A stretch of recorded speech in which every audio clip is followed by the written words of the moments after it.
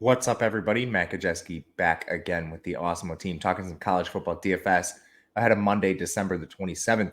We only have one game, and it is a showdown between Western Michigan and Nevada. But before we get started, make sure to hit that thumbs up button, subscribe to the channel, and hit the notification bell so you know when this and all other content goes live. Let's get into this, bring you behind the glass, talk about the game. It is going to be an interesting one.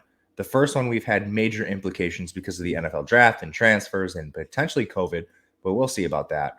First of all, Western Michigan 7-point favorite here over Nevada, 56 total overall, and it's a spot where both teams are very, very fast. Western Michigan prefers the run. Nevada obviously prefers the pass, but we'll get into all of that. Western Michigan is the favorite because of all the transfers and draft opt-outs for Nevada. But it starts with Caleb Ellaby. He's the quarterback for Western Michigan. Very expensive, predictably so. He's not mobile, 41 yards rushing on the year for him. And then he's a guy that averages about 260 passing yards per game on just 29 attempts. So this is a lot of efficiency for him. And he's going to be going up against the strength of Nevada's defense, which is their pass coverage. They're a little weaker against the run. So Ellaby doesn't necessarily exploit that. And he's a guy that has some limited upside overall. When you look at his profile, he only has a couple games above 300 yards passing, just 4 to be exact. And they came against Pitt, Kent State, Eastern Michigan, Northern Illinois. So the one outlier in Pitt, but the rest pretty easy.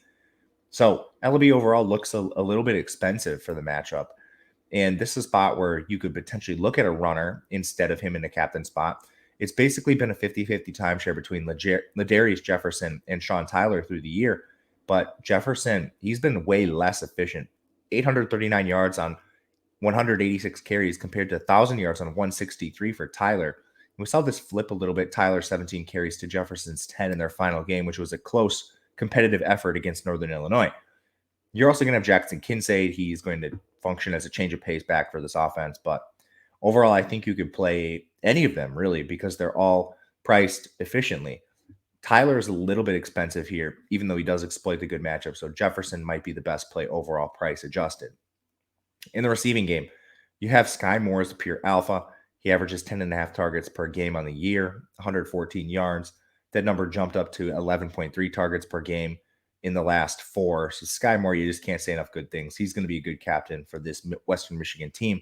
And then you have Corey Crooms as the 274 targets for him on the year, was the third leading receiver, 694 yards. And he could take on a larger role because Jalen Hall hit the transfer portal. As we've seen earlier in college football bowl season, we don't necessarily know if he's going to play or not. When players hit the portal, I typically lean towards them not playing. So I would be a little surprised if he's out there, but Crooms would become a much, much better play in that scenario. And then you'd likely see Bryce Nunley function as the wide receiver 3. Tight end is going to be Brett Borski. Anthony Torres also transferred. Again, we don't know if he'll play, but suggesting that he will not, Borski would be the de facto tight end. He's had all 5 of his targets in the last 3 games. For Nevada, okay, this team is a mess, so it's going to take some time to break down. Carson Strong, QB, out of the game, opted out. Nate Cox, he is now projected to be the quarterback. He's 26 yards rushing on the year, so there's hope that maybe he's mobile, but he's this 6'9" towering quarterback who's barely played. We have no idea what he's going to offer. He's cheaper, so I think for that reason you can play him.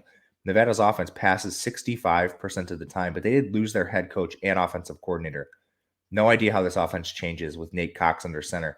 Clay Millen also transferred, so the backup is going to be a walk-on, so there's no real job security issues. It should be Cox the whole way, but very risky. Behind him, Toa Tawa and Devontae Lee are actually still there. The one position still intact is running back.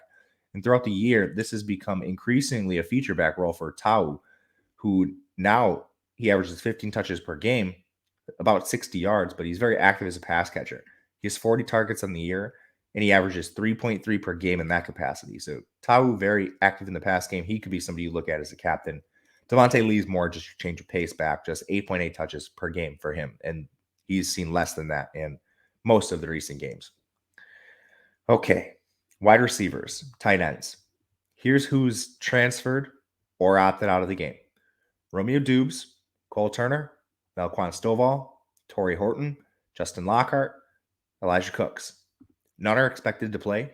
The team released a depth chart, and none of them were on it. So where does that leave us? Basically, we have a situation where the X receiver was listed as Evidence Njoku and Carson Walters. Njoku isn't in the player pool, but he was listed as the starter over Carson Walters. At the other receivers, we have the H, which is the slot. Jamal Bell and Dylan Overstreet were listed. Jamal Bell over Overstreet. Bell actually has 9 targets in the year, and he's a kick returner. So he's probably the safest option here. And I mean, you can't even play Evidence Njoku as the starter at X. And then you have a couple other options. Tyrese Mack listed over Zeke Robinson at the Z. Mack has 16 receiving yards on 2 targets this year. Mack is usually a player who's rotational, and Robbins is a defensive back. So you could play Mack maybe. Harry Ballard wasn't on the depth chart, and I expected Harry Ballard to be a starter alongside Jamal Bell, but he was not out there.